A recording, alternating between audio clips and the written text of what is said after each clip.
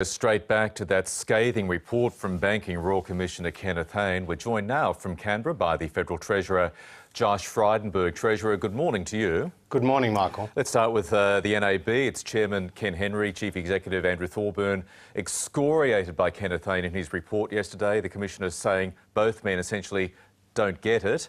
The NAB board is meeting today. Should both men leave the banking industry? Well, as you would understand, it's not for me as the country's Treasurer to opine on individual cases or indeed individual companies. I'll leave that to the shareholders and the board to take those decisions based on what they see is in the best interest of the company. You can have a view, though, on what he said about their behaviour, not learning the lessons from the past. What do you make of that? Well, he had strong words to say about a whole range of companies, and indeed there were many case studies of their behaviour, and I think the nation was shocked by the cases of people being charged for no service, dead people being charged, people being sold insurance policies that they couldn't even claim against, and then that horrible audio recording of a young man with Down syndrome being sold insurance that he didn't need, that he didn't want, and that he didn't understand. But what does it say to you, and apologies for harping on the point, but Kenneth Hayne said about Ken Henry and Andrew Thorburn in particular, that they not only didn't learn the lessons from the past, but Kenneth Hayne had no confidence at all that both men would act on his recommendations.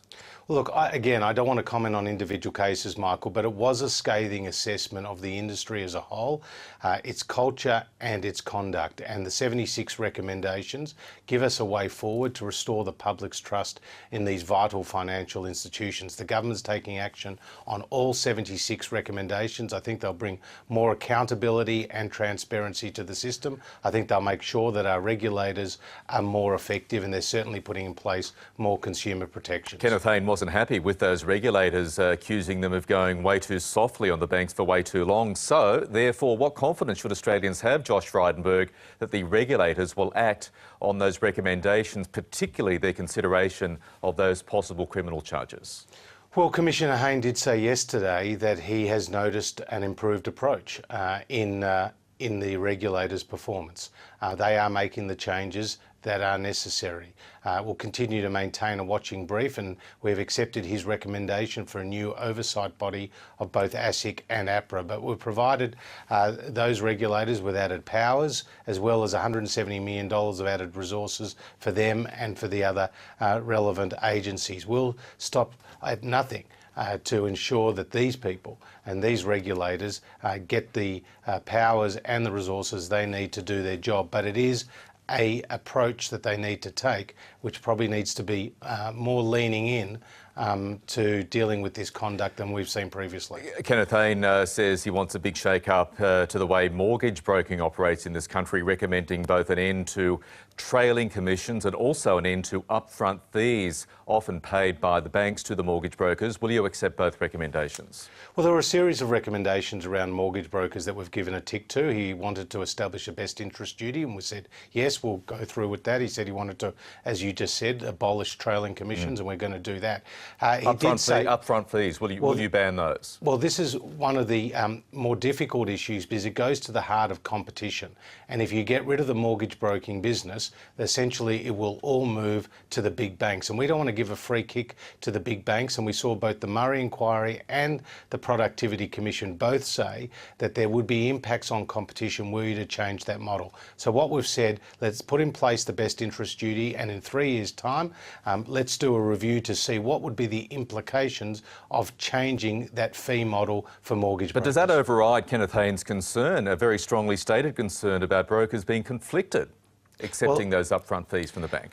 Well, as you know, the Productivity Commission, the Murray Inquiry, the Sedgwick Review, others have all pointed out that there are real competition issues by moving this model.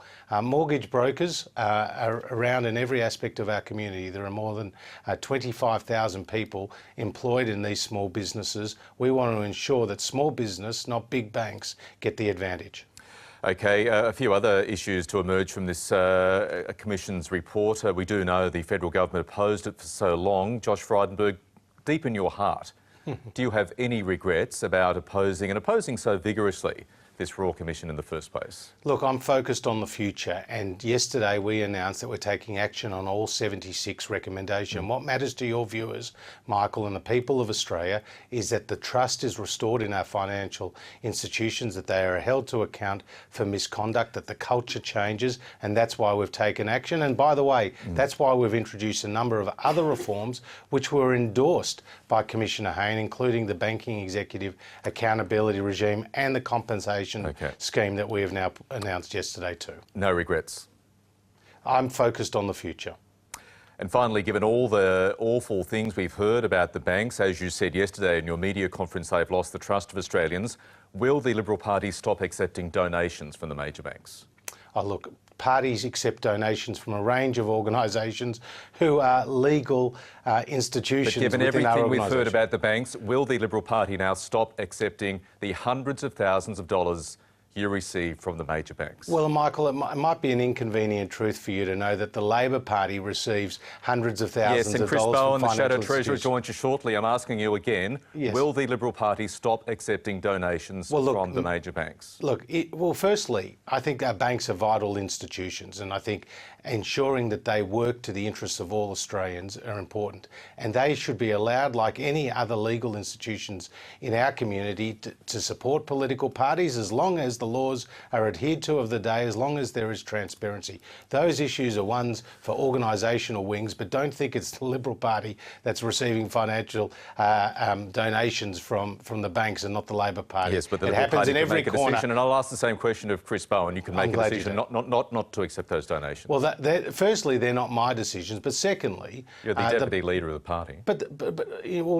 My view, Michael, is that the banks are important institutions, and as long as the laws are adhered to, they should be free to contribute to political parties of any particular persuasion. Josh Frydenberg, thank you so much for joining us from Canberra this morning. Thank you. And staying with